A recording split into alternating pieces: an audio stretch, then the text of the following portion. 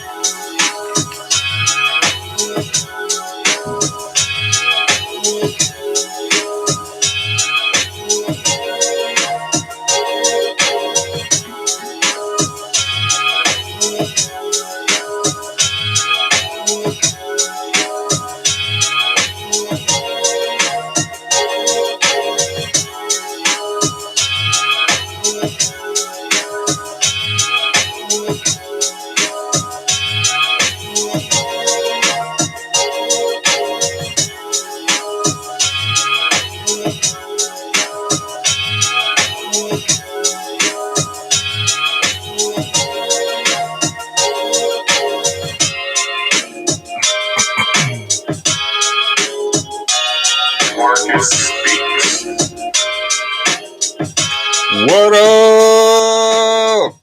What's happening? How y'all doing up on this good Saturday afternoon, evening, whatever?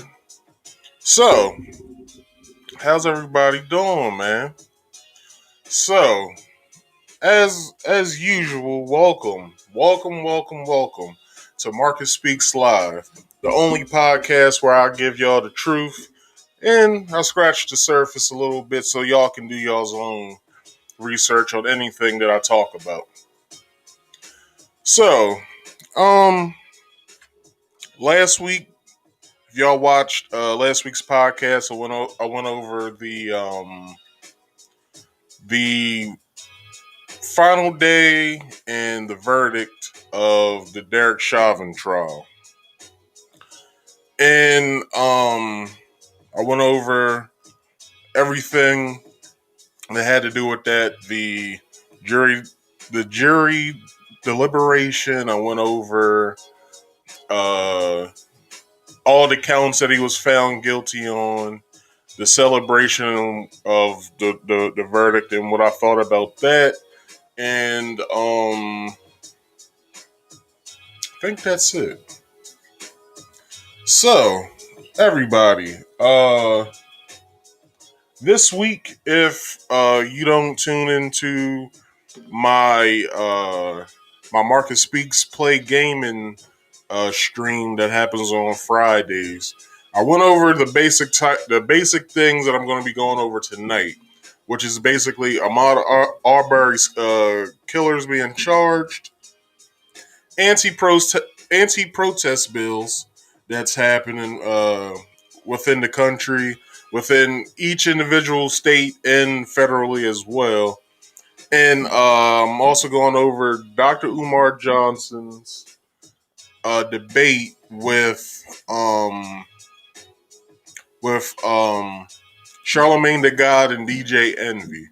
So, without further ado, I like to do what I usually like to do when I do these shows. I basically have to go over a few things before I go. I go into what I'm doing. So today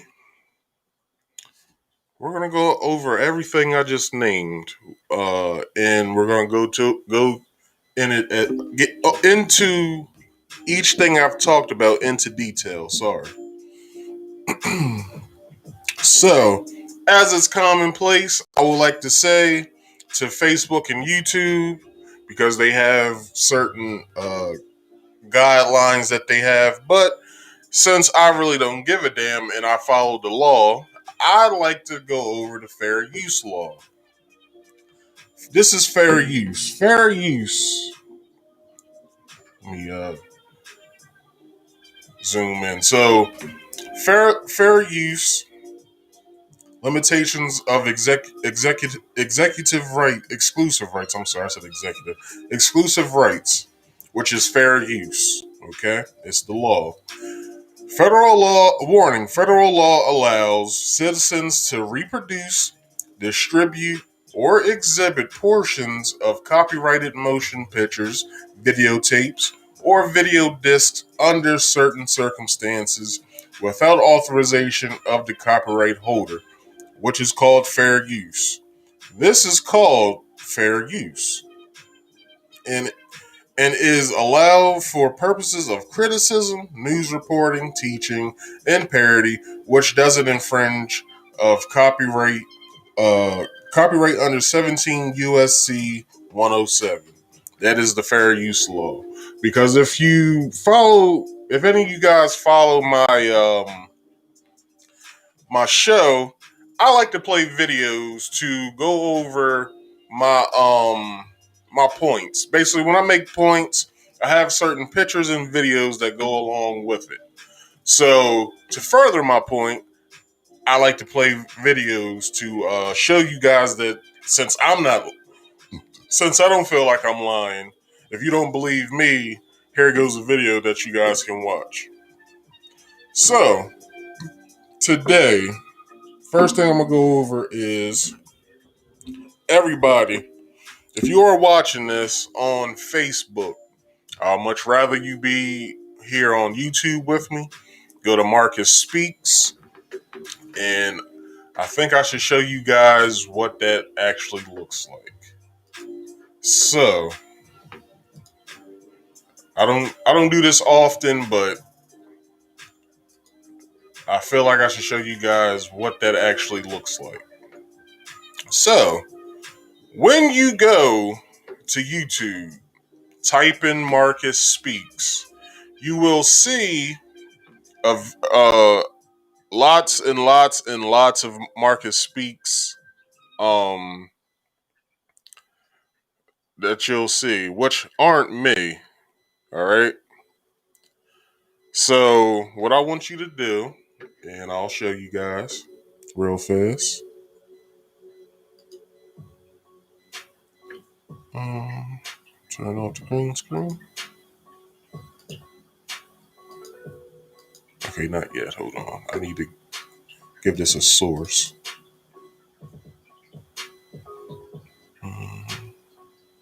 Cancel. All right. So I'll show it like this. Let me take the fair use off.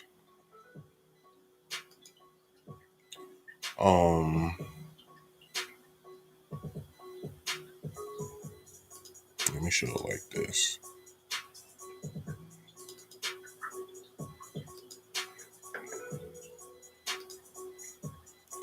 All right, do you guys see it on your screens? You do. So let me see if I can move this over. All right, when you guys go to YouTube, look for this thumbnail when you go and search for me, Marcus Speaks. You'll see my profile. It's a black and white picture. It's a dark black and white picture with MS. You won't miss it. So when you guys come here to YouTube, type in Marcus Speaks. Find that thumbnail, not none of the rest of them. Find that thumbnail with Marcus Speaks right next to it. I think it shows how many videos that I have as well, which I think I got like 70 plus videos. So search for that. No other Marcus Speaks has as many videos or I won't say as many subscribers, but I think I have the most subscribers out of all of the Marcus Speaks pages. But search for that thumbnail. Okay, so I'll take this down. And let's get into today's topic or topics. So we just we just heard the verdict of Derek Chauvin being guilty of all three counts of his heinous crime against George Floyd. If y'all, if you guys haven't, I have a video on my YouTube channel, and I have to find out what it's called first. So, this video I did was I made last summer, and it is called "The Country That Racism Made." Okay, and I basically go in on everything that had happened last summer. The thing is, the date of the video is maybe a month or two off from when I recorded it.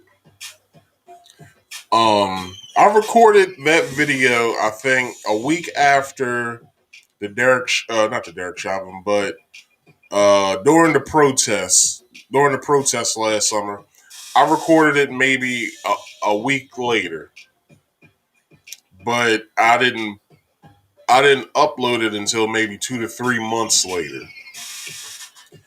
But I basically go over in that video. I go over not Derek Chauvin, but George Floyd, Ahmaud Arbery, and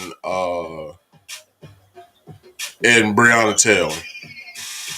I call Breonna Taylor and Ahmaud Arbery the catalysts which sparked the protests last year, but George Floyd was the match that set everything ablaze. So that's basically what the whole video is consistently about. But I give more parables and other types of information when it comes to when it comes to us as black people seeing us being killed in the streets, like uh like it has been since forever, but it hasn't been blatantly in our faces until 2014 when Mike Brown died. So what I want to do first before I get into my topic, I'm going to show you a video that has to do with Ahmaud Arbery's killers being killed. So, if you guys don't remember what they look like, these are the guys. So, these are the guys here, right here. These three right here. You have Gregory, that's right here, the guy with the white beard. That's Gregory McMichael. This is his son, who also had a hand in killing Ahmaud, is Travis McMichael. And then this guy over here, which videotaped the situation, that's William Bryant, I think his name is. William Bryant. William Bryan. So, we all remember Ahmaud and, his mom coming out and saying, how she felt about, this whole situation that happened. Which,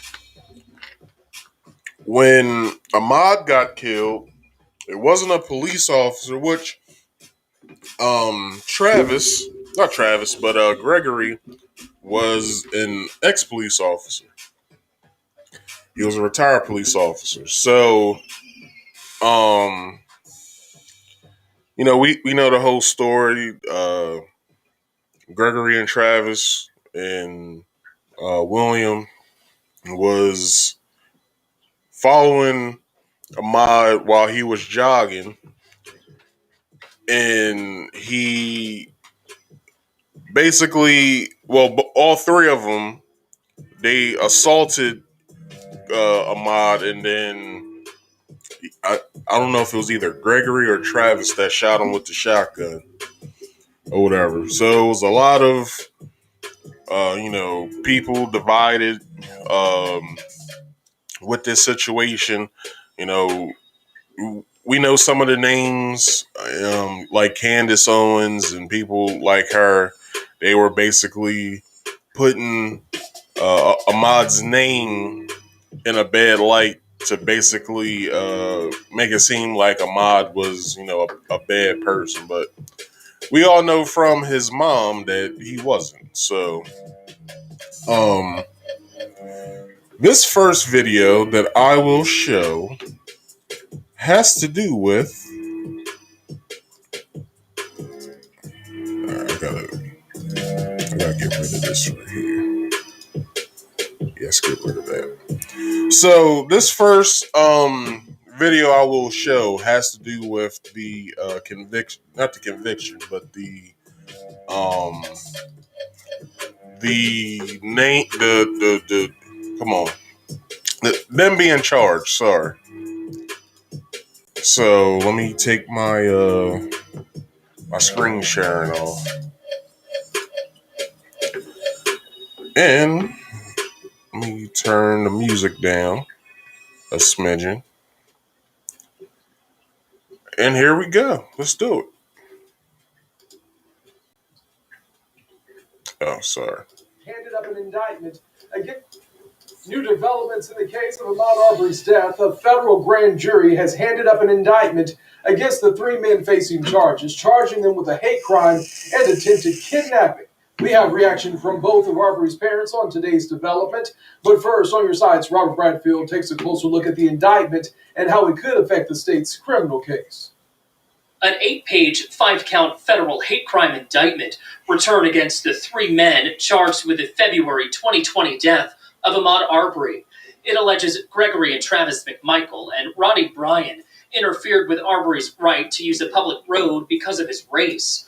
All three also face one count of attempted kidnapping. A person should not be targeted simply because of the color of their skin. First Coast News legal analyst LaFonda Middleton says the federal indictment is separate from the state's criminal case, and the federal hate crimes may be tried first. What we see the state attorneys do is sort of hold the state case and allow the federal case to run its course. At the time of Arbery's death, Georgia did not have a state hate crime law. It was something the Southern Division of the Anti-Defamation League was pushing for. It was passed and signed into law 4 months later, and Dr. Allison Padilla-Goodman thinks this case sparked a conversation about why the state needed one. We all saw the anger and the fear and the alienation. Ronnie Bryan's attorney tells us, "We are very disappointed with the decision of the Department of Justice. Ronnie Bryan has committed no crime." But Padilla-Goodman says there was racial motivation in Arbery's death, believing he would still be alive if he was white. This hate crimes indictment, I think, is really the logical conclusion to a really horrific story. Robert Bradfield, First Coast News, on your side. And we do want to welcome in our viewers right now on NBC Twitter. All right. So with that, you got the background on that, and I will share some details with you guys. So, Georgia grand jury has charged Travis McMichael, Gregory McMichael, and William Bryant with one count of interference of rights, one count of attempted kidnapping, and I think there was another charge that I didn't get to have, but that is they're going to federal court for this because it was basically a hate crime, as you heard in the video. It was a hate crime that happened, and then after I think their federal trial is done, they're going to be handed over to the state of Georgia, and they will receive their other charges, which I will get into as well. So, defendants use of force and threats to intimidate and interfere with rights to use public street because he was black. That's the reason why. That's the reason why they're going through with a hate crime with this, which I feel as though that it will stick, and they won't be able to get off of on any of those charges. Um. So they also, while they was in the car, they was yelling at him while he was jogging. That's the reason why he moved to the side of the road because he didn't know he didn't know what the hell was going to happen. Um, so they basically cut him off on his jogging route that he usually took, and they threatened him with guns because I think Gregory had a shotgun and Travis had a revolver. So no trial date has been set yet on any of this, but if you guys feel as much the same as you guys did with George Floyd, you do need to pay a lot of attention to this because you got to remember, from what they said, Gregory McMichael was an ex-sheriff or something like that. So it is some sort of policing, some sort of blacks using use of force to police using use of force to blacks. I'm sorry for what I said before. So with that, and his his son being so adamant in helping his father uh, with the crime that they committed. Um. So no trial date has been set yet, but they will be turned over to the state where they will be charged with murder. So I'm thinking maybe second degree murder that they're gonna get charged with, and aggravated assault and false imprisonment. So the state charges are they're being charged with a hate crime. So there's federal charges are the kidnapping and um do, do, do, do, do. Where am I? Oh, interference of rights. So interference of rights and yeah, and attempted kidnapping. So those are the federal charges that they're going to be faced with. But the state charges is murder, aggravated assault, and false imprisonment. So the McMichael's attorney, as you heard the news reporter say, but that's not their only uh, attorney. Their other attorney is Jason Sheffield, and they both are upset at the Justice Department uh, for bringing up that the false narrative of what their defense feels is that the media and the prosecutors have put out about a hate crime, knowing that the state of Georgia law allows citizens, excuse me, can detain knowing that state person citizens can detain person who has committed a burglary until police arrive. So this is what their defense is going to go off of. The McMichaels thought that Ahmaud was being, he was trying to steal stuff from the house that he was in. But what he didn't, we saw that he didn't even take anything. So there was no robbery to detain anybody for. But um, that's Georgia state law that a citizen can detain somebody for uh for stealing anything. So whatever. Um, where am I at?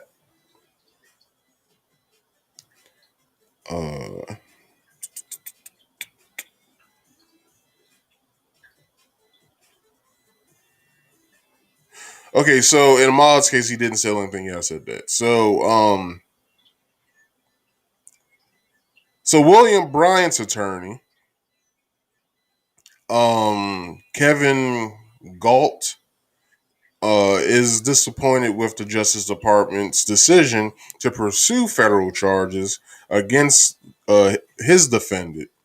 Kevin says William Bryant has committed no crime, but he aided to he aided both Gregory and Travis in the murder of Ahmaud. So not only did he do that, he videotaped the whole thing.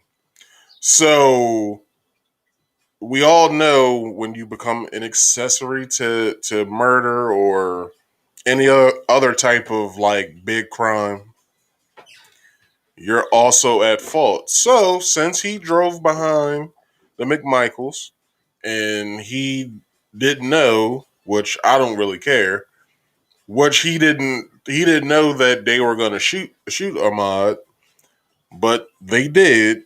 He is now liable for Ahmaud's murder as well. So um not only that, um Kevin also says that he can't wait for a fair and speedy trial in the day his client reunites with his family. I don't know, and this is probably Bob Rubin and Jason Sheffield's thoughts as well. But how can you think that three people who committed murder is going to get off because they thought that they were protecting their neighborhood? Now, this is one thing that they should know, and we saw it in the Derek Chauvin trial. You have someone that blatantly committed murder on camera. We seen it. Okay.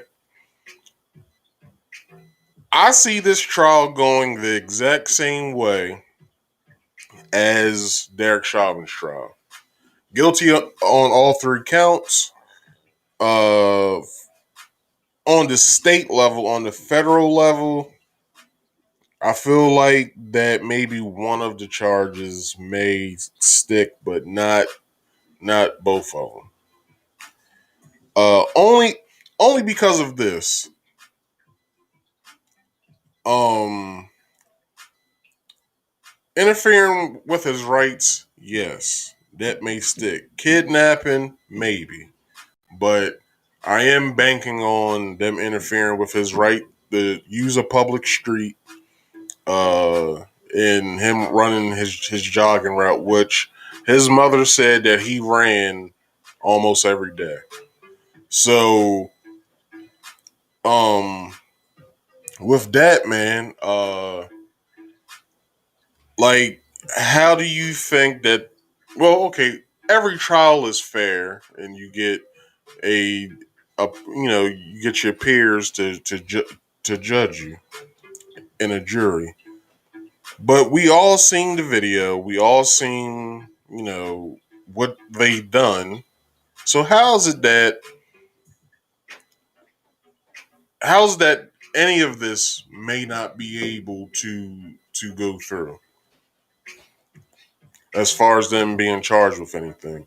Because we did see them commit murder on camera. They shot Ahmaud in the chest. All right, and I go over that as well in the country that racism built video.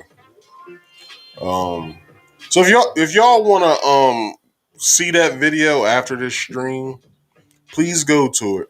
You'll see it. The thumbnail on the picture is it says "No justice, no peace" in like a Martin sitcom logo type of feel. That's what it looks like. So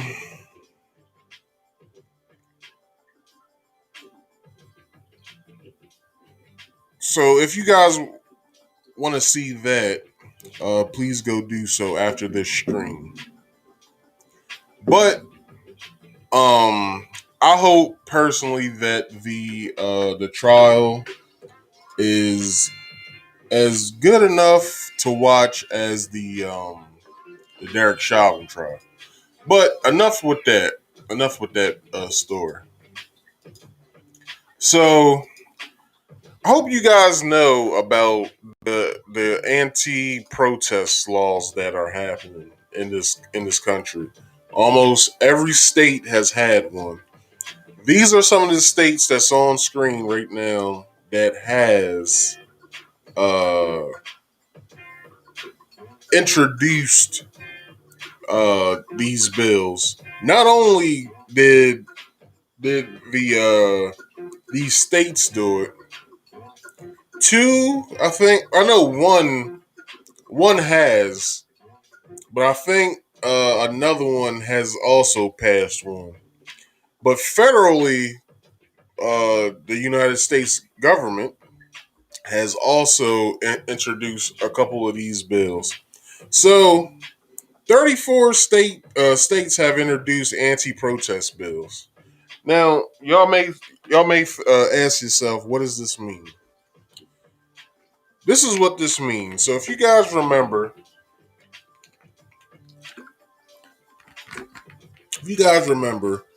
the Dakota Pipeline protests, where the Native Americans protested their sacred grounds being used to put a pipeline. I think that ran from like Canada somewhere all the way. I think it was gonna go all the way to maybe Kansas, if not Oklahoma. So so the conception of these bills came from not only the Dakota Pipeline, but also when Philando Castile was murdered by that police officer. That that's a catalyst in these bills as well. But also when Trump put up the Muslim ban, and yeah, like these are some of the things that has sparked these types of bills, because with all those things that I've described, the pipeline, excuse me, Philando Castile dying, and the Muslim ban protests. Well, if you guys don't remember with the pipeline protests, it was the actual Native American residents whose ancestors had inhabited that land, which is their land. Excuse me, the United States government, way back in the day, gave the Native Americans that piece of land or whatever. But they wanted to buy it back somehow. They told them no, because that's their sacred land, which I think it was also like a burial ground as well on that land, that they buried their ancestors and their family members and stuff as well. So um if you guys are looking at this map here, these are every single state who has put forth some type of effort to write and introduce and put into law anti-protest bills. And I'll start from the West first. So you have Washington State, Oregon, Nevada, Utah, Arizona. I think Alaska is part of that, as well as Hawaii. You have Montana. You have North Dakota. You have Minnesota. Um, you also have Iowa. You have Nebraska, Kansas, Oklahoma, Missouri, um, Arkansas. You got Mississippi, Alabama, Georgia, Tennessee, Illinois, Wisconsin, Indiana, Ohio, Kentucky, Georgia, South Carolina, North Carolina, Virginia, Maryland, New Jersey, Connecticut, Rhode Island, New York, and New Hampshire. These are all of the states who have put forth, and also Florida, sorry about Florida, but these are all the states who have enacted this anti protest bill. Now, this anti protest bill inhibits us from using the First Amendment, which is to protest and to use free speech. Which, if you guys haven't really been paying attention when it comes to social media, you can't say certain things on social media anymore. There are certain guidelines and stuff where the algorithm looks at it looks at certain things that is on these very sites, and if you say something that doesn't go with their guidelines, it gets taken down. If you put up a video on any social media, YouTube, what have you, that doesn't go with their guidelines, it gets taken down. So now these governments in every state are trying to prohibit people from protesting. And I'm about to get into why, well, not why, but what this looks like to the American people. So let me unshare my screen. So, that's the last one. All right, so 27 pending bills have been put up. 16 have been enacted. Basically, they're on the floor being discussed, and 7 have been undecided. And this bill, or this bill that has been written in certain states and also the federal government, most of them have died on the floor itself, or they wanted to get back to it and it didn't, really get talked about yet. But most of these have died on the floor because not only does it go against what the First Amendment is about, but if this is what you guys have to look at. These anti-protest bills would criminalize and penalize protected protests. Basically, every protest that we've seen up until this point on, if you protest like that, and I'll tell you what state this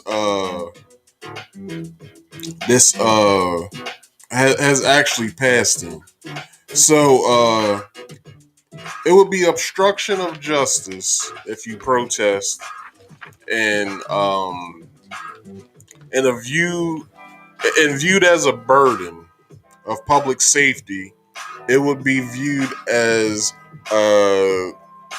suppression of dissent. This is what suppression of dissent means.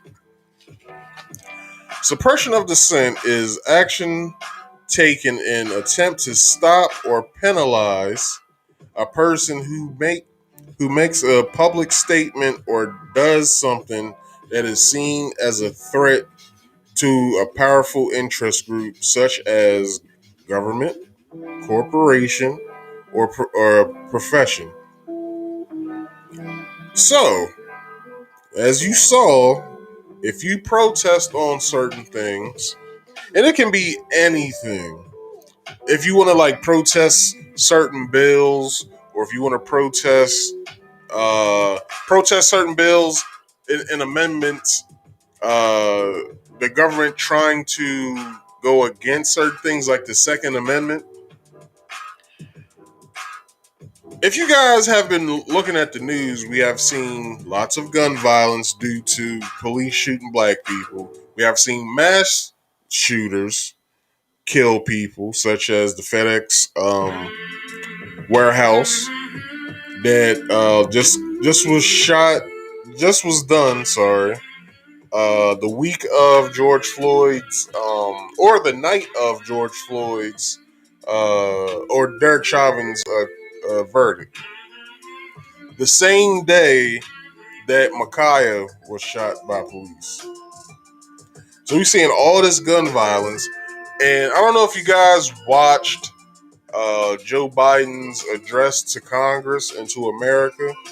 He put in his speech about gun control, about how certain assault rifles with high-powered magazines, he wants to take that away.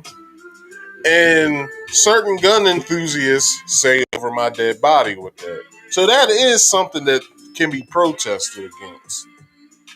But with this bill and what it details, those people who protest can be thrown in jail for protesting Joe Biden wanting to make certain aspects of the Second Amendment just invalid. So this also typical actions include what does it say?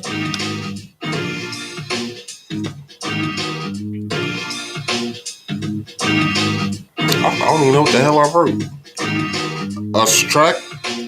Ostracism, whatever the hell that is, and dismissal. Suppression is action against dissent that does not involve physical violence. Also within the whole thing, I'm gonna get past this as fast as possible. I don't even know what the hell I wrote. Whistleblowing, repression, and oppression. So this will allow people with the bill. This is what the bill states. This is what the anti-protest bill states. This will allow people to run protesters down with their vehicle if protesters block roadways or highways. It will be a federal offense if protesters take their protest to the highway. I only know one state that actually did that, and that was Delaware, in the city of Wilmington, last year when the George Floyd protests happened. Only one state I saw took it to the highway. They blocked the highway. No traffic could get onto the highway.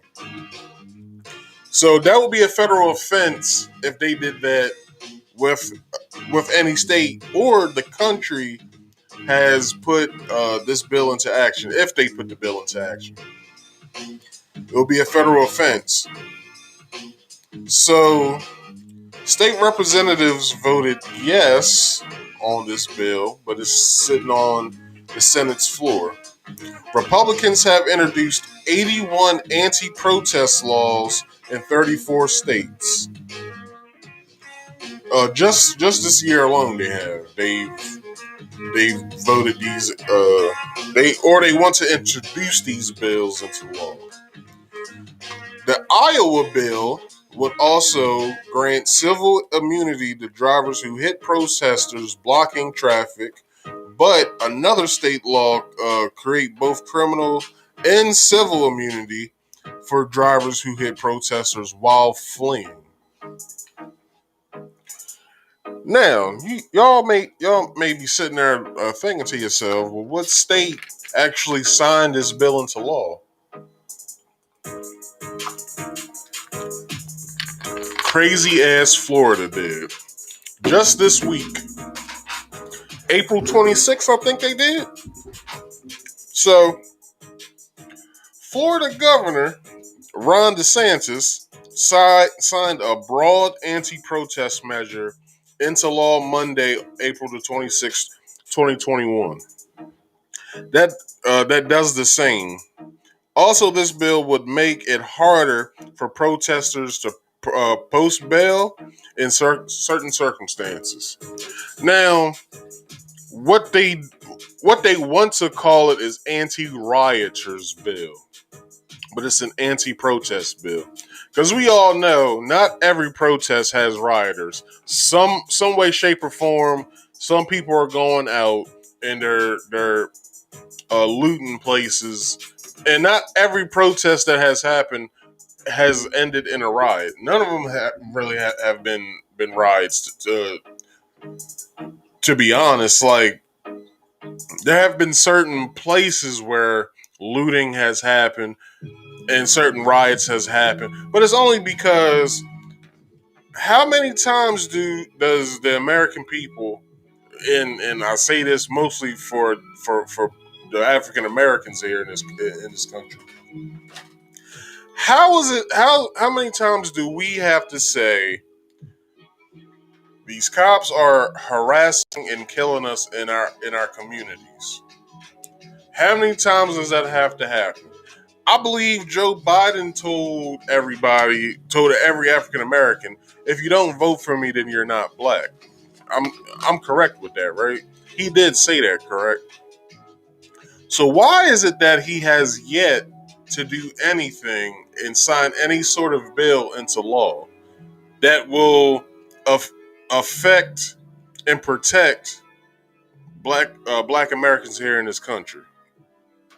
Now, you guys heard me talk about the George Floyd Policing Act that's been signed by the House of Representatives and the National Black Caucus, but the Senate has yet to vote on it.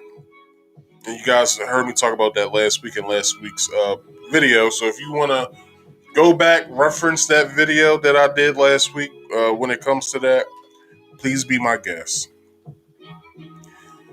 So, also with this law, new penalties for protesters who obstruct streets, sidewalks, or vehicle traffic included will have a hefty fine attached to it, up to $5,000. Now, if you tell me that if I want to go and protest a bill, or not a bill, but protest a cop killing somebody or some civilians killing somebody or just injustice happening at all. So you telling me that if me and a few people who want to protest this, we can be fined $5,000 if we obstruct city streets or city sidewalks? This is fun. And not only that, drivers who are operating a vehicle can run us over without any penalty attached to it. And they won't even have any charges against them for doing it. This bill is really a bullshit ass bill. Like, why would you have any of this try to go through anywhere? But Florida did. But why? Like, what does this say about this country for wanting to do that? So,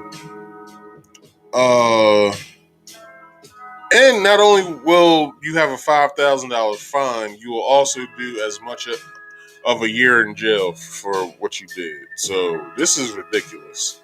This is very ridiculous what this bill has to say. And you guys can look any of this stuff up that I'm telling you about, okay? So what I'm gonna do now, I'm gonna play two videos. One of them is from the ACLU. I forgot what the acronyms stand for. 2017 already is a year of historic levels of protest. To give one example, the Women's March was, according to many experts, the single greatest day of turnout in the streets by citizens in the history of America. And the whole point of lifting up your voice is making sure that your elected officials hear you. And we're seeing a really alarming trend of bills across the country introduced in state legislatures that would criminalize, penalize protected protest. And some of these bills are dressed up as bills that have to do with obstruction or public safety, but frankly, these bills have one intent and effect, and that is to suppress dissent. And we are seeing these bills in states where there has been that kind of historic protest. In North Dakota, there's a bill that says literally, if you're driving and you kill a protester, you won't be charged with vehicular manslaughter. So it's important for activists to know these bills are out there. It's important to know the ACLU has your back. We're out there trying to fight these bills back. But I think as citizens, we should all be upset, and we should be telling our legislators we're upset, that at a time of historic protest, when people are making their voices heard to their government, that these elected officials in the states, rather than listening to those voices and engaging with them, are trying to silence them. That's unconstitutional, it's un-American, and we at the ACLU will do everything we can to stop it. So, you heard what she said. Unconstitutional and un-American. These bills are unconstitutional and un-American. Basically, they're trying to silence, also what she said, trying to silence people who want to protest. Now, what does that mean if any of these bills go through? Like Florida. It means everything that she laid out. Now, with Florida having this in law now, this is another thing that if you get convicted of anything when you protest, is this. This bill makes it impossible for anyone convicted of a crime at a protest. It makes them ineligible. So if, say, you're between the ages of 17 to 20, let's say 25, you will be ineligible for student loans or other financial aids. Now, let's say that you're, a single mother and you want to go out and protest with your son or your daughter to show them that this is what you do when some injustice happens. You go out and protest. This is what it also makes you ineligible for. Food stamps and unemployment, and I'm pretty sure like help from the state governments or whatever, such as Section 8 and stuff like that. It makes you ineligible for that as well. If you're convicted of this crime, not only that, you'll have a $5,000 fine attached to it, along with a year in jail. Now, this shit, to me, basically states that the United States government and its state governments don't like when we go out and protest. Now, with the majority of these protests in a percentage, out of the 100% of all protests that has happened, it's only a minuscule amount of riots and looting. Small, very small. Now, we can get into our conspiracy bag and say that most of those riots and most of those looting was jumped off by agent provocateurs. We can say that because there has been several cases and several times of people who was out protesting, peacefully protesting at that. And I should have put that video on the list. Where, and I seen this last year, where a guy was dressed in all black, black trench coat, black cargo pants, black shirt with a black mask on.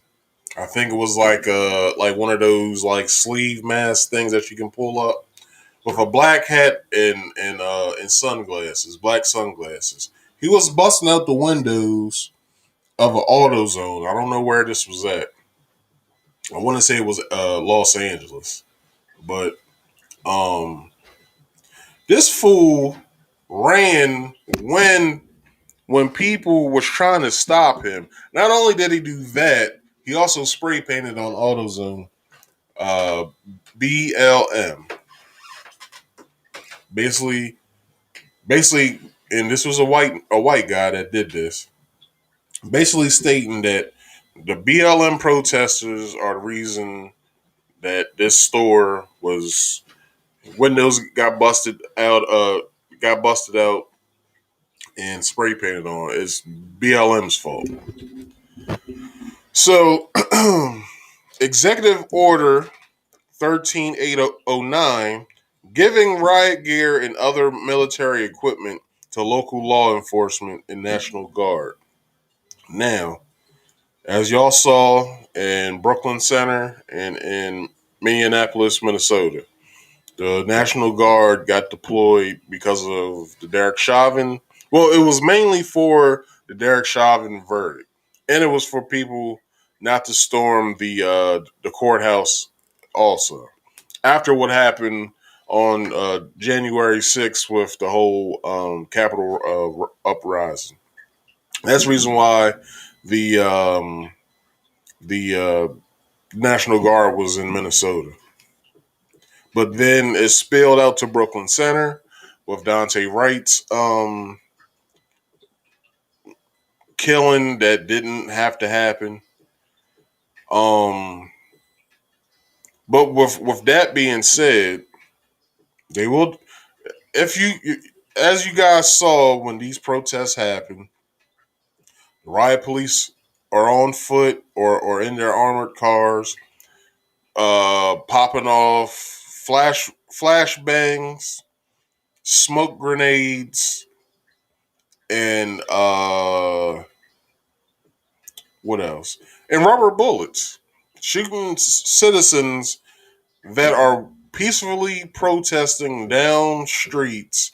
They're shooting them with rubber bullets, pepper spray, flash grenades to disorient them, in smoke grenades to choke them to death. Now that's very unconstitutional when you think of a protest. When you think protest, you think, okay, it's going to be a group of people either walking down streets, shouting in demand what should be changed, in or just occupying a city block, shouting out their demands. And what they get in response is police dressed to the T in riot gear with shields, with uh, guns with their rubber bullets and even their actual service weapons, and they got the helmets and stuff on. Like, what does that say to other countries who, when America brags on themselves about being the freest nation in the world, what does that say to other countries when they look at this shit? I'm pretty sure they laugh at this government. Just like people like myself laugh at this government because what what they say they practice or what they preach that they practice, they don't. Like, if anybody, okay, let me break this down to y'all.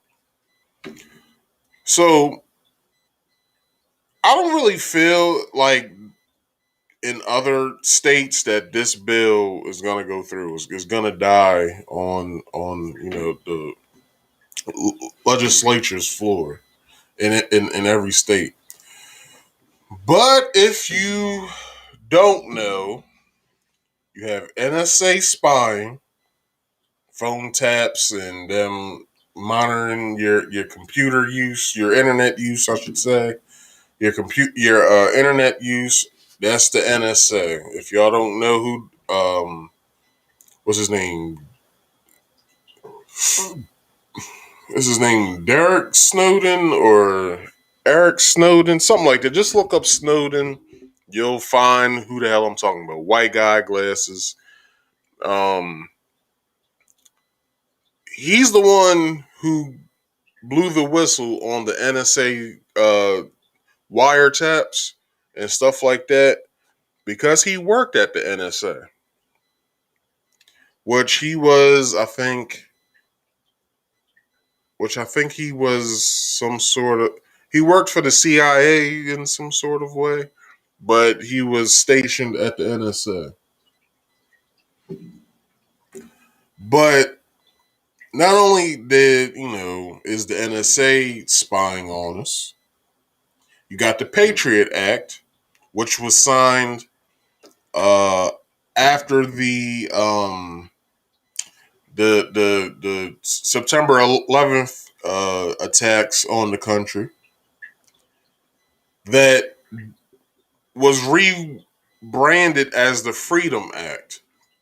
Now, if y'all don't know what the hell the Freedom Act or the Patriot Act is, that's what allows the NSA to do what they do. Now, the government was surprised, like they didn't know that none of this was happening when Snowden put this information out. But it's not that it's not that hard to think that if the country's trying to look for other other Muslim terrorists in this country, that they'll just not look at the American people as enemies, which they have, and we have been seeing this for quite some time now. Now, what I'll do now is I'll play you the next video that is on the list that has to do with this anti-protest law. So here we go. Republican state legislatures across the country are responding to the demonstrations over George Floyd's murder with punitive new measures intended to discourage protests altogether. In the 2021 legislative session, lawmakers in 34 states have introduced more than 80 anti-protest bills, the vast majority of them drafted by Republicans. And so far, 4 Republican governors have signed the measures into law, including in the state of Florida. And if it wasn't already clear that this is a direct response to the Black Lives Matter protests, Governor Ron DeSantis actually cited the Derek Chauvin trial when he enacted what he's calling an anti-rioting law. As NPR reports, the law creates a new crime called mob intimidation, and it requires that anyone arrested at a protest be denied bail until their first court appearance, likely making for overnight jail stays. In other words, it would punish anyone at a peaceful protest who might be swept up alongside a minority of bad actors. Unbelievably, that law also grants civil immunity to drivers who run their cars through protesters if those protesters are blocking roads. Worse yet, a new law signed just yesterday in Oklahoma grants criminal immunity to motorists if they, quote, unintentionally injure or kill protesters on roadways. You see, it's just not me saying this. I'm not just a talking head telling you this right now. I'm giving you proof where else this is happening. It comes after the driver of a pickup truck did exactly that on a highway in Tulsa last May, leaving one protester paralyzed after he fell from an overpass. These are the kinds of wacky provisions that some critics say might have protected the neo-Nazi who was convicted of murdering Heather Heyer with his vehicle in Charlottesville. Likewise, y'all remember that when he drove his Mustang into that crowd of people, he killed somebody. If North Carolina, no, Charlottesville's in Virginia. If Virginia will pass this law, he's convicted now. But anywhere else, well, I mean, anytime that a protest happens in the state of Florida, if their bill passes, which it probably won't, they will be immune from any criminal charge because of this bill being enacted, and it is bullshit. This law is bullshit. All right. Kentucky, the fierce guardians of the Second Amendment are taking aim at the First. The Republican state Senate there wanted to make it a crime to insult or taunt a police officer with offensive or derisive words or gestures. And the bill's sponsor may reintroduce that legislation this session. These are stunning examples. Hold on.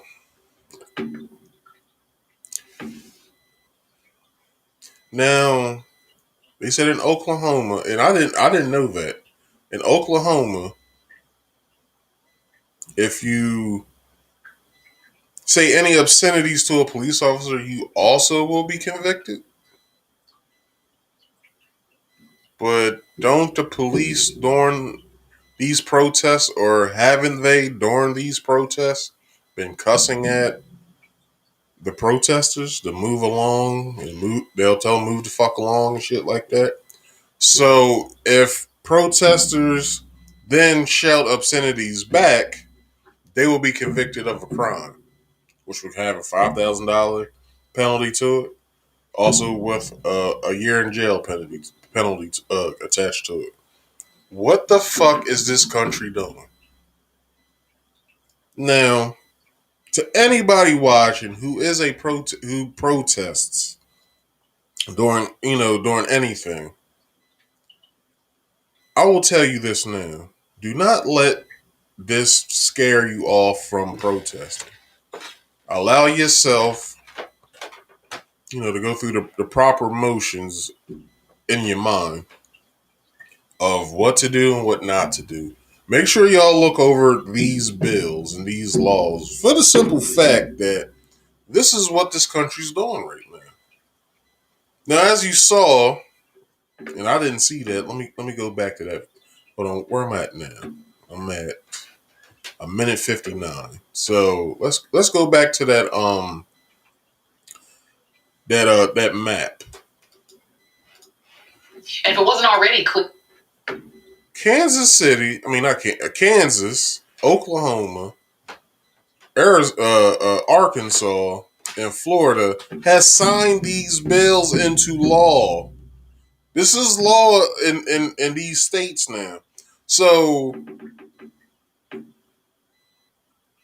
just look at all of the bills introduced in this country. That's for all the states who haven't put this through. That's like a quarter, probably less. But I'm pretty sure. I know California is a liberal state,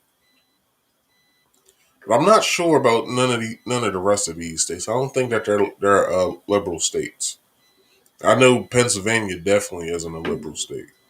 So how is it that this shit can happen? Now, I'm taking this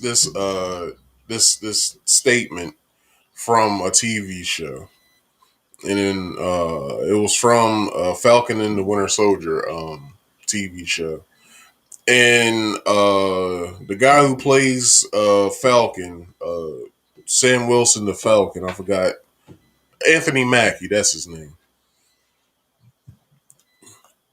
He said in the show, "Who are you guys talking to when you're making these laws? Is it people who look like you, or the people that you're going to affect?"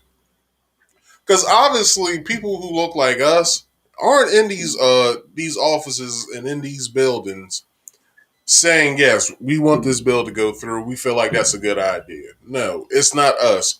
It's all these suits and shit in these fucking offices writing these bills and passing this shit.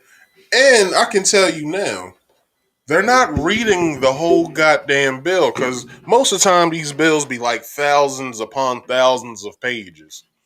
They don't have that much time to read every single page and every word. They might read maybe the summary of the bill and maybe the first page, and they're like, okay, I'll put my vote on this.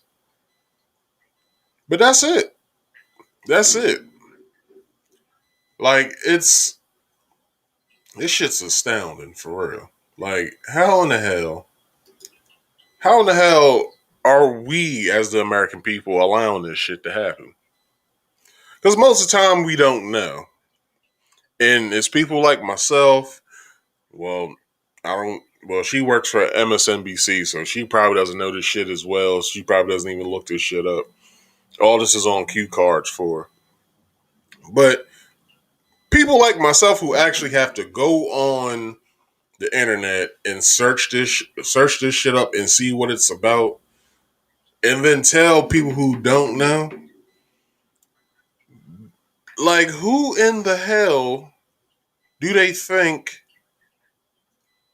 that this is going to affect? Because obviously they know it's not going to affect them or their family members, but it affects people like us, the poor, the you know what I'm saying, like people who want to protest this stuff that goes on in this country.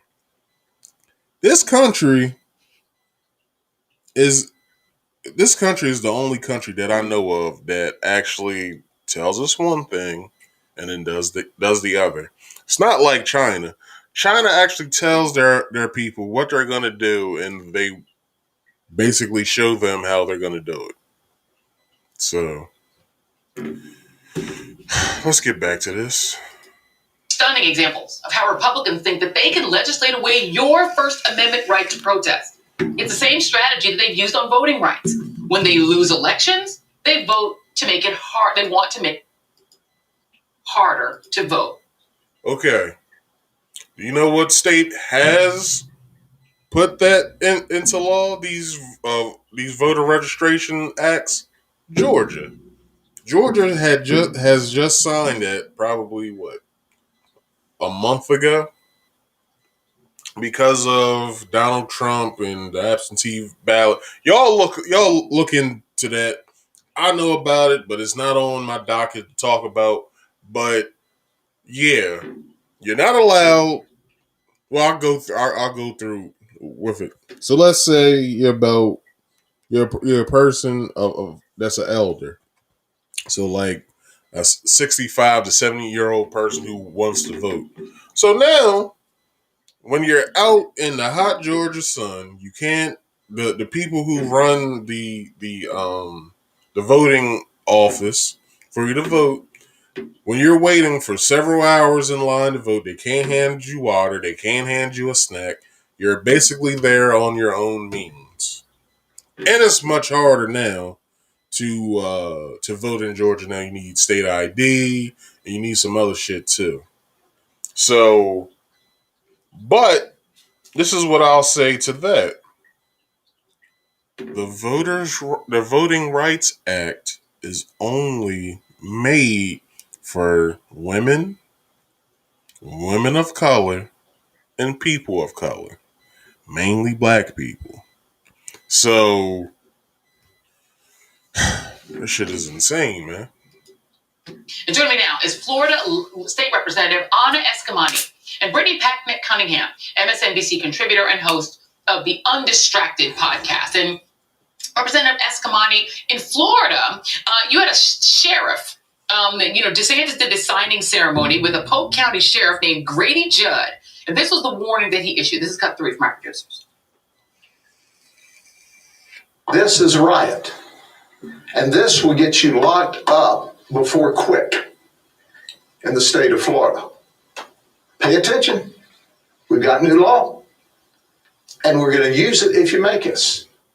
And I doubt he was showing a picture of the January 6th MAGA insurrection. Did y'all hear him? Like, the country is showing us that they want to take away not only the First Amendment from us, but the Second Amendment from us. But the Second Amendment is going to be way harder for them to take away for the simple fact that the gun enthusiasts will tell them over my dead body and mean the shit. So let's get back to it. Was the siege of the Capitol. I'm sure he doesn't think that was a riot. The Washington Post points out that now in Florida, taking down a monument, like if you take down a Confederate monument, will get you 15 years in prison, which is the same sanction as rape. Your thoughts? Jesus. It's disgusting how we're protecting Confederate monuments more than we're protecting everyday people here in Florida. Oh yeah, I didn't go over that either. I'm sorry, y'all. Along with the anti-protest bill, if a crowd goes to take down a monument, such as, okay, so y'all remember what, in 2019, maybe 2018, they started taking down all the in the South, they started taking down all the Confederate statues.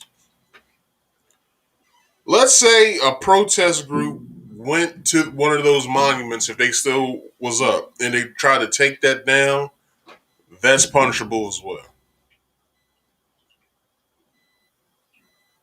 Like, the shit's insane. Like, in which, I never said this publicly before, but the South had Confederate statues. Some are still up in certain states. So you have Confederate statues of Confederate captains and lieutenants and captains and all this, but the Confederate Army lost the Civil War. So why are you celebrating losers? Okay, some of them may won a couple battles, but they did not win the war. So why are those statues even the fuck up? Just a thought. I'm just saying. And the fact that these sheriffs were given such a platform to continue to instill fear in people across this state on a law designed to suppress our First Amendment rights is incredibly offensive, and I was proud to vote no on this bill. Brittany, this feels like it's directed at y'all. This is directed at Black Lives Matter. It feels so George Wallace that I'm shocked that George Wallace didn't actually think of it back when he was governor of Alabama. Oh, this is straight out of the Jim Crow textbook. And let's contextualize Jim Crow, shall we? When Black people got more free, there were new laws created to make us less free. This is exactly what is happening right now. What this actually shows me, Joy, is that white supremacy is scared to death of us, and it absolutely should be.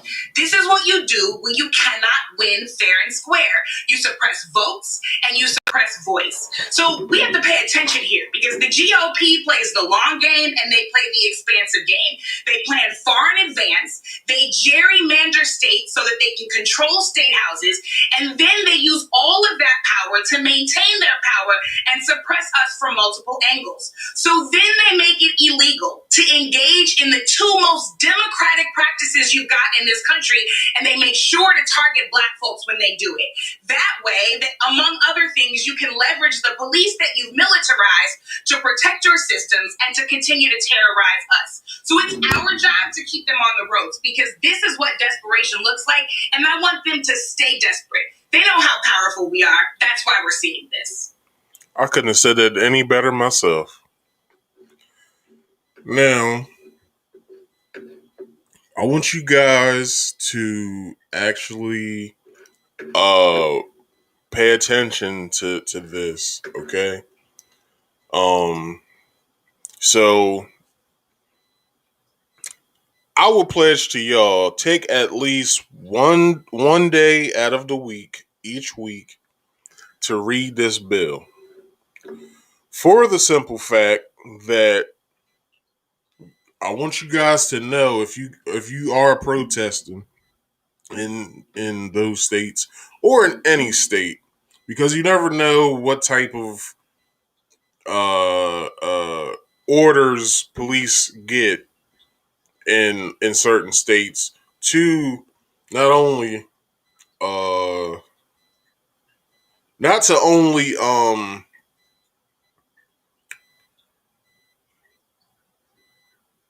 try to test this shit out on the American people, but you never know what orders they'll get to show their governments that, oh yeah, the stuff that you told us to do, it works, so y'all might as well go ahead and sign it. So yeah, that's that part of the story. And I want to switch gears to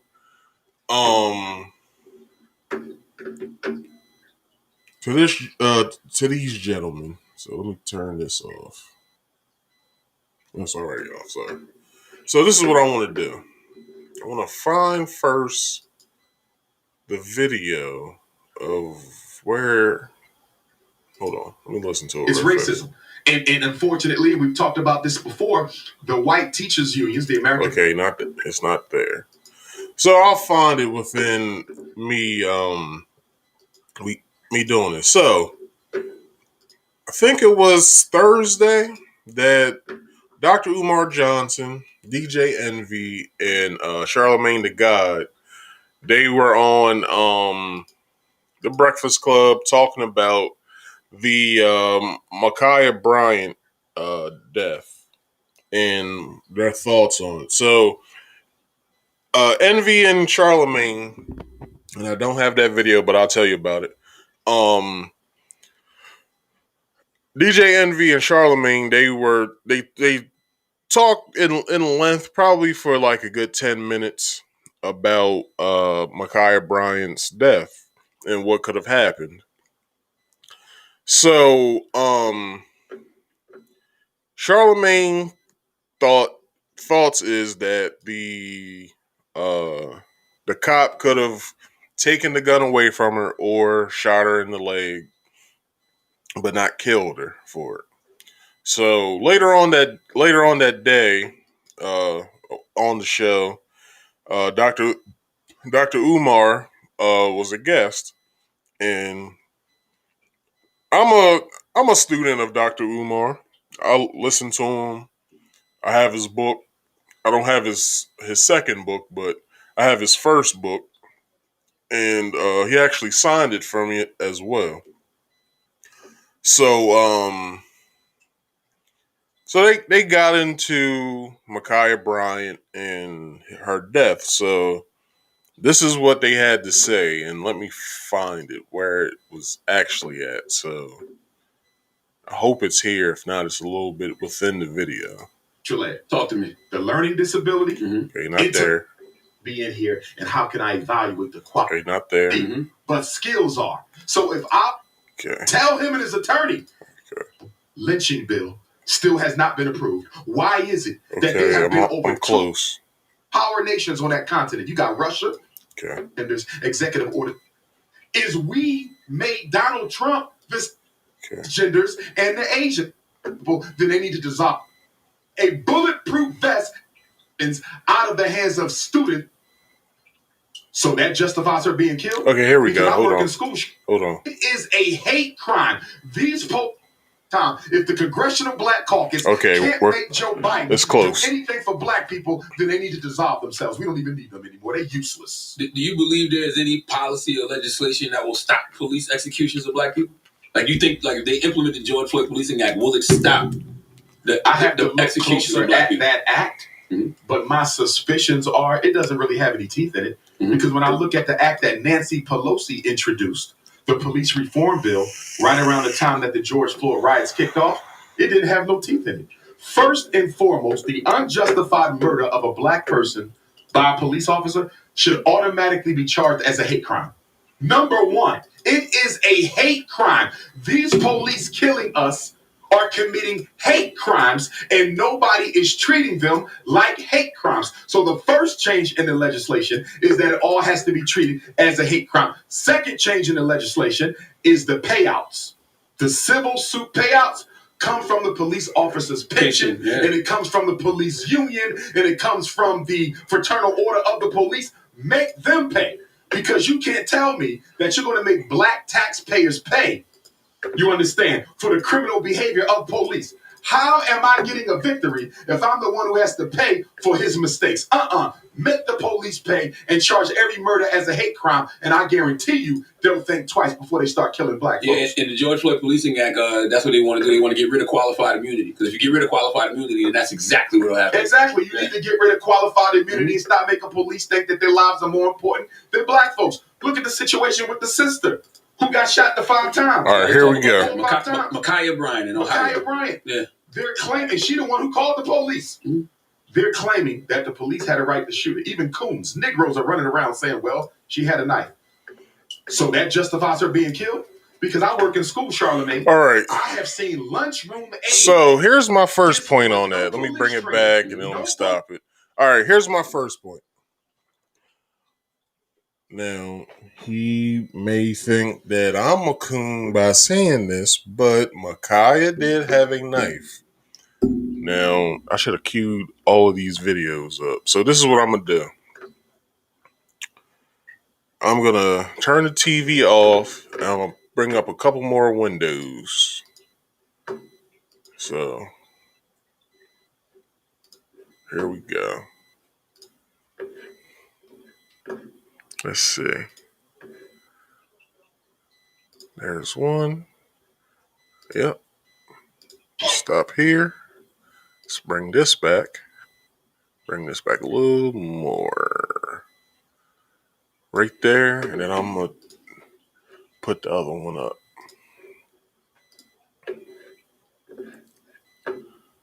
So, here we go. On the test 3. Okay. So, let me bring the TV back up. Now, Ma'Khia did have a knife, okay? Some people say that she didn't have one, but she did have one.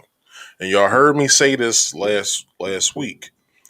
The cop shot her, and this is my personal opinion. I'm not on the cop side, but I'm on the side of if it looks like what it looks like, then that's what it is. So what I said last week was that the cop shot her. He took her life to save the other girl's life. Now, there's been her aunt spoke out and her mother spoke out. And they said that the reason why that Ma'Khia called the cops is because she was being bullied.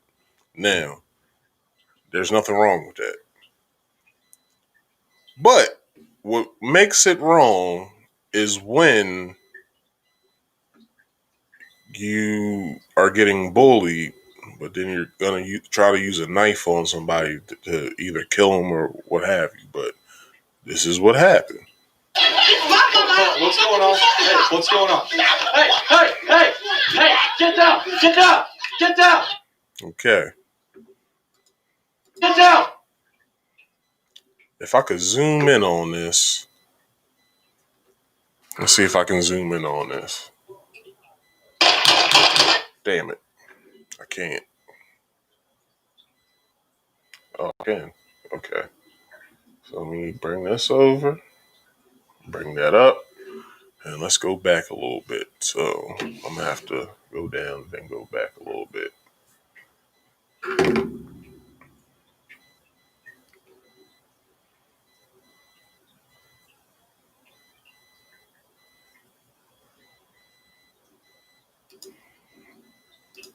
Hey, get down!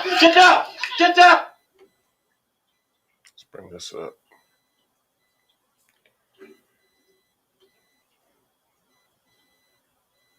Okay. And bring that back up. All right.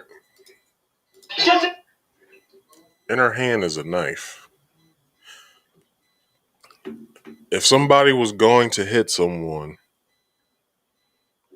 wouldn't be flinching the way that they are like this. All right. So after I do all this, I'm going to let the video play. But clearly, if you saw her hand, she had a serrated steak knife in her hand.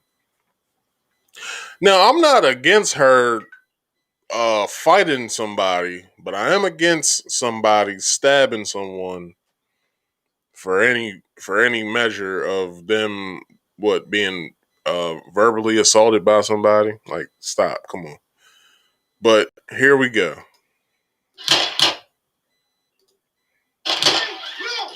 She was shot 4 times to save the girl in the pink's life. This is all I'm saying. Shot her 4 times to save her life. Now, when the officer came to the scene, y'all saw what he saw. So I'm gonna do that, and I'm gonna play it back.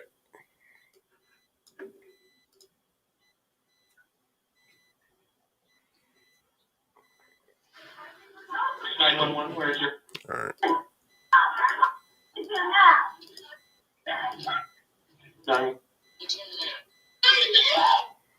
What's going on? Hey, what's going on? Hey! Now he's just getting there. All he's seen so far is Ma'Khia push one girl down. He's already trying to assess the scene to see what's going on. So then, after the girl gets pushed down, this is what else he sees. Hey, get down! Get down! Get down! Now I don't know who that gentleman is, but they said that guy is her father or some sort. But this is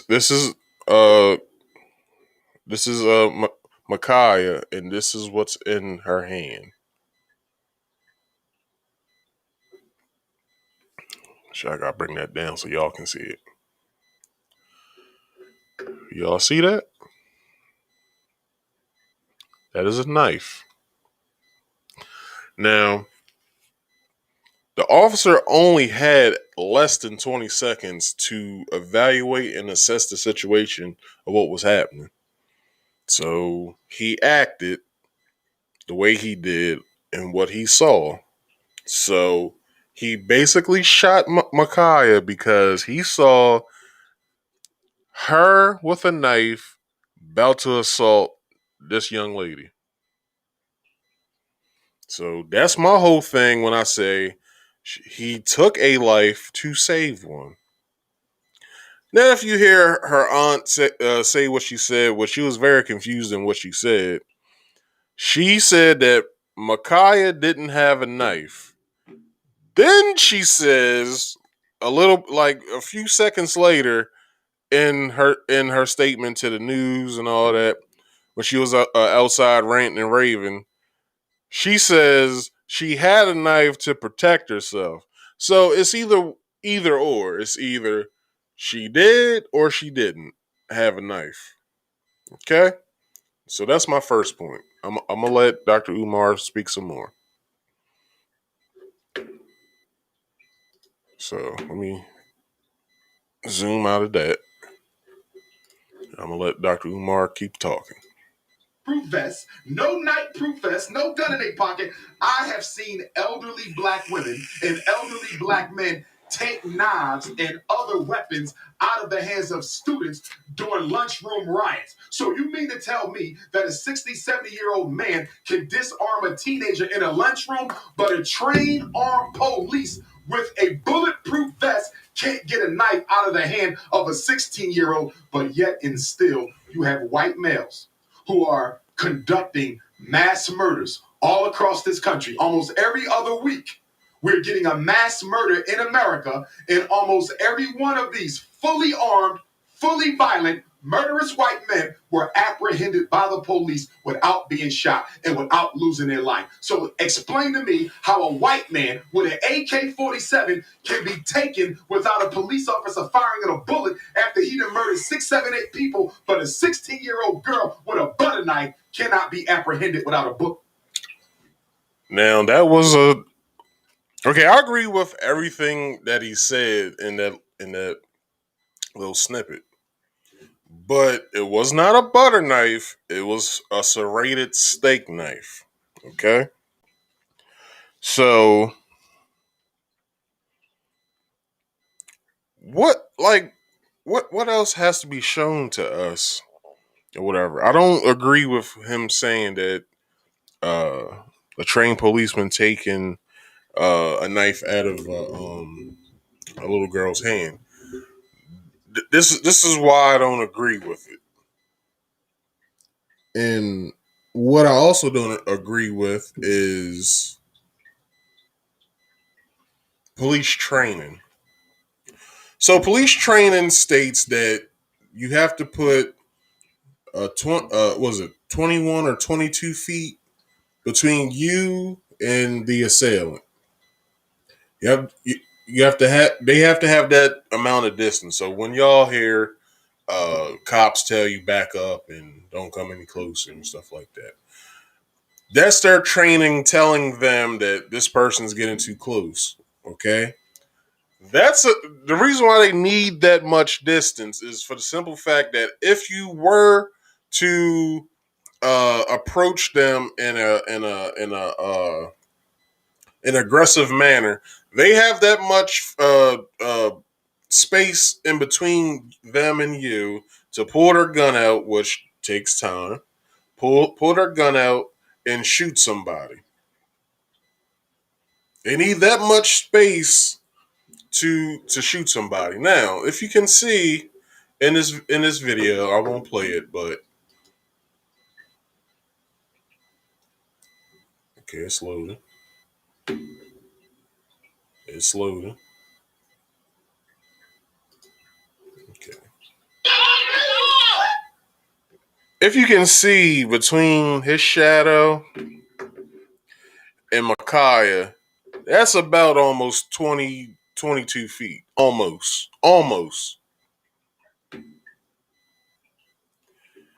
So cops need that much distance. But this is where I disagree with their training for the simple fact that they mostly train with firearms training, mostly in combat training for takedowns and stuff like that. And if y'all remember my video last week as well, I go with the use of force continuum. I go over that, the use of force continuum. So at the top of the list is lethal force. That will be in red if you watch my video last week. So the cop assessing the situation and trying to figure out without anyone telling him what's happening. He saw what he saw and he had to act in some sort of way. Now, I'll tell you this. If he would have tried to apprehend Ma'Khia when she was attacking the girl in the pink, do you know how much time would have been taken for him to approach her? At least 2 to 3 seconds would have been passed. And who knows what Ma'Khia could have did within 2 to 3 seconds. So he had to act. All right, so I'm going to let Dr. Umar speak some more. Be a shot. That is nonsense. They killed her because they knew they would get away with it. I'm not going to lie. I must be a coon because I don't agree with you on this one, and I'm going to tell you why. Now, I want y'all to listen to DJ Envy's explanation of why he disagrees with both Charlamagne and Dr. Umar. I do agree with you. Those people that walk around with them assault rifles and those white boys that they run around that don't get shot, they should get shot immediately. You come out with a gun, should lay your ass down. Not even a question asked. Yes. In this situation, my only thing is this. When the police pulled up, now you're talking to somebody whose father's a retired cop, right? Yes, sir. When that cop pulled up, he doesn't know friend or foe. He doesn't know who called the police, right? Okay. He does not know. It wasn't like a sign that said, "Hey, I Understood. called the police." Understood. They got a call. "Hey, I'm getting jumped. Somebody has a weapon." Right? Okay. Comes out that car. He puts his hand out. First thing he says is, "You see that girl running towards the other girl with the knife up." Okay. Right? Police can use deadly weapon to two things: to defend himself and defend another person. Okay. He fired his firearm. That's why I said the cop is justified in what he did because he took a life to save one. That's the reason why I said what I said. It's not because I'm with the police and I agree with the police. It's not me stating that I personally wanted Ma'Khia to die. I'm not saying that at all. I think it's terrible that she died. And yes, there should be some sort of police reform in the country to combat things like this. So that's the reason why I feel the way I feel. Yes, I did think that it was another police shooting on a black person in America until I watched the video. So that's the reason why I feel the way I feel. So I'm gonna let DJ and talk. Stopping that girl from getting shot. Now, people can say 4 times, 5 times was a lot. That was a lot of shots. You can take that any which way you want, yes. But his whole thing was to disarm that girl. And at first, I was upset. Why the fuck they shooting that woman? But then I had to sit back and say, let's say that was my daughter sitting on the back of that car and somebody was coming at her aggressively with a knife. She wasn't defending herself. It wasn't like she was defending. She was coming aggressively for that other girl. Well, she was defending herself, though. I mean, you can't do that. Right, I mean, they jumped her before. And Not in the way she. Okay, I'm gonna tell y'all from personal experience how hard it is to defend yourself against a knife. Okay, so what you're looking at when you see somebody with a knife is not the person itself, really. You're looking at the knife. You're thinking to yourself, how am I going to disarm this knife from this person? And you don't want to fuck up with that for the simple fact that either one of two things can happen. You're gonna either disarm the person from the knife, or you're gonna get cut or stabbed. It's only two options you have. So, with my personal experience, not only did I have to disarm a knife from somebody, I had to disarm a fucking hammer from somebody as well. So, it is very hard to disarm these types of weapons for people because not only are you in fear of your life of doing it, you don't know what the outcome is going to be. You don't know if you're going to be successful in taking the knife from the person or you're not going to be successful. So there's a 50-50 chance that either you can be stabbed or you can take the knife. So my experience, I disarmed both knife and hammer from the person. So thanks for me. But I did leave with cuts. So anyway. her house. That was her property. At this point right here, I'm telling you what the cop seen. The cop didn't see the fight. Okay. The cop only seen was the girl being aggressive to the other girl. That's all he seen. Okay. So at that point, if I'm the father and that's my daughter, I would want to make sure my daughter didn't get stabbed. Okay. And that was the only reason I said I understand why that cop did that. But she shouldn't be dead. 4 times is excessive. There was other ways I think that cop could have intervened without killing that girl. But that goes into training. Cops are trained to kill. Well, let me give you a follow-up, and let me ask you a question. Now, I'll say this. Cops are trained to kill. That's what he said. I also told you that cops have more training in firearms and combat than what they do with de-escalation tactics. But I do agree that the cop could have tackled the girl. The other girl could have left on a stretcher. With that being said, but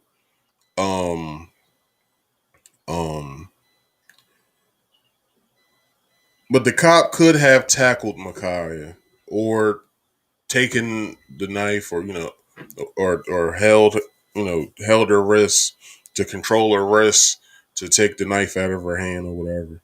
But it was either, but like I said, the cop didn't have that much time to assess the situation. He just saw girl with knife, girl without knife trying to defend herself. He had to make a move. Now, one or two things can happen from that.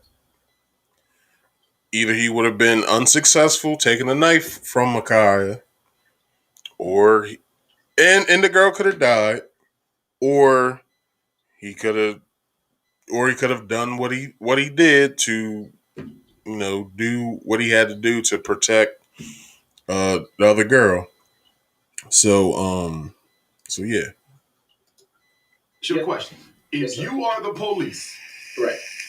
DJ Envy is the police officer. You get out the car. You saw the exact same set of circumstances. Do you shoot her 5 times? Why or why not? I am not going to shoot her 5 times. Why?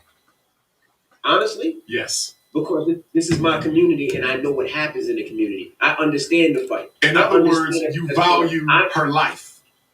Right, but I'm going to exactly. And this is going to be a little took her life because he did not value it. Right. Now, we don't know if the cop valued Ma'Khia's life or not. I don't think that's something we can really go off on. But what we can say that he valued someone's life or whatever. So that's also why I say that cop took a life to save one. So another question, Envy. If she was a white girl with that same knife, does she get shot 5 times? Yeah, she does. I'm a police officer. Not you, with the white, going back to the white officer. If the girl with the knife was a white girl and that was a white neighborhood, does she get shot at all by that same cop? Gun never even comes out. I would hope so. She's aggressive. No, I didn't ask you what you hope. I didn't ask you what you hope. Does that same white cop you know it wouldn't, Envy? With a knife, I don't know. I'm not a second. Envy, you know she wouldn't. Envy, you know she wouldn't have got shot if she was white. I would hope so. If anybody is aggressively going at somebody with a knife, I would hope that they Envy, get shot. how many they got a video of a white guy stabbing a cop in the neck. The cop goes, I'm stabbed in the neck. He pulls out his gun, chases the guy, stops in the middle of the chase to pull out his taser to tase the white guy. Absolutely. Come on. And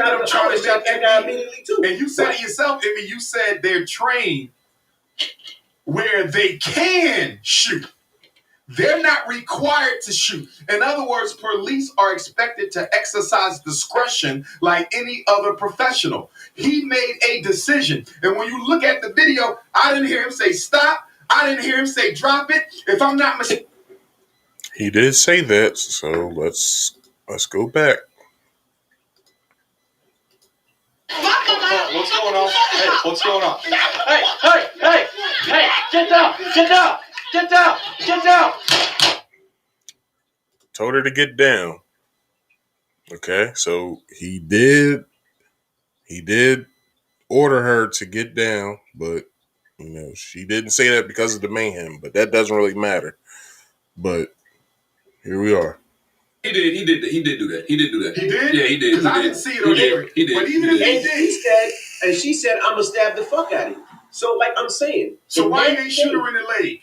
In that case, you're right, but they're not trained to do that. Like it seems something. It's a big. If she was white, she would not have been shot at all. So you can't blame it on the training, Envy. This was racism. I posted a video yesterday. This was racism. I posted a video yesterday of a white man. The question: if she didn't shoot her, and that girl would have stabbed that girl and killed that girl, what would everybody would have said?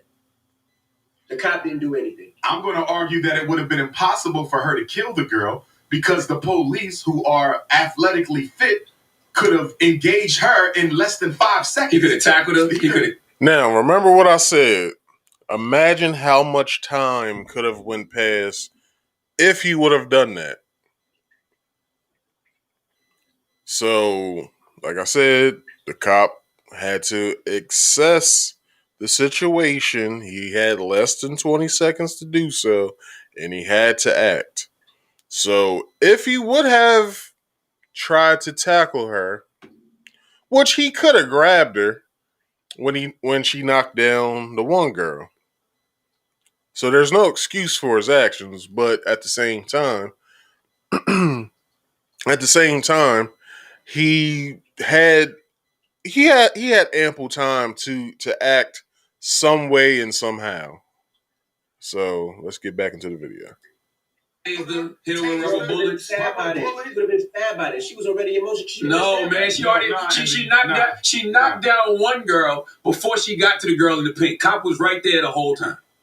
So the cop watched her knock down one girl and then go to the next girl in the pink. He could have intervened anytime between them. But I'll give you another. Now, I can show y'all from another angle of how that went down. So this is what I'll do. I'll show you another angle.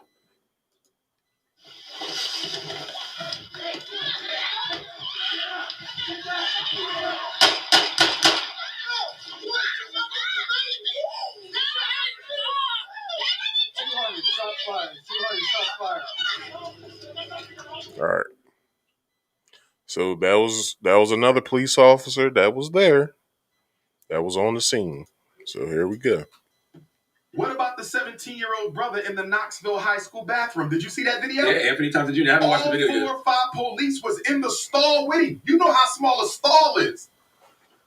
Now, first of all, I got an issue with his girlfriend's white mother. All right, so that's it with that. That's all he had to say. So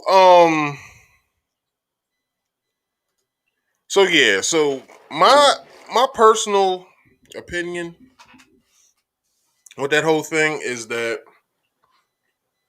the cop will get off on this. That's considered a clean shooting. So it's going to go under review. The video is going to go under review for the police department, for whatever police department it was at. He's going to go on leave. They're going to review the videotape. They're going to review the evidence. They're going to review that's about it, the evidence and the videotape. Of both police officers' cameras, they're going to view both sides.